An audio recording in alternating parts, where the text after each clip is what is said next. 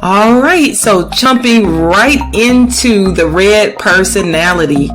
Now, you guys out there, red personalities are dominant, okay? You are leadership masters. Leadership masters, okay? All right, so you dominate because you are outgoing. You are task oriented and you are direct. So when I'm talking about outgoing, that means you're able to communicate with people, to say exactly what you mean.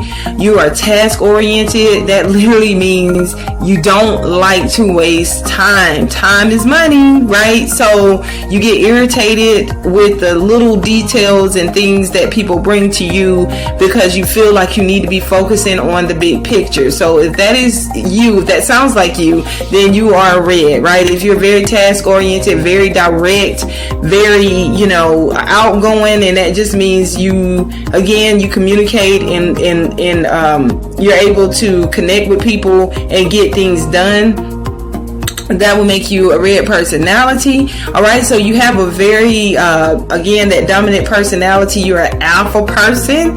You know exactly what you want and you don't stop until you get it. You're the type of person that, doesn't matter how long it takes for you to get something. If you want something, you get it, right? People are like, why don't you just do something else or try something else? But you're like, no, this is exactly what I want and I will get it and I will figure out a strategy to make that happen. All right, so if you are a red personality, you're very courageous, right? You're very courageous. I got to put the rageous on there because your voice is like thunder. And I don't mean loud, but I mean very, what I'm looking for a word is very direct, but your voice, when you speak, people know that whatever you're saying is going to happen. So whatever word you want to find for that, courageous in a way that means when I speak, it is going to happen. I'm not speaking for my health.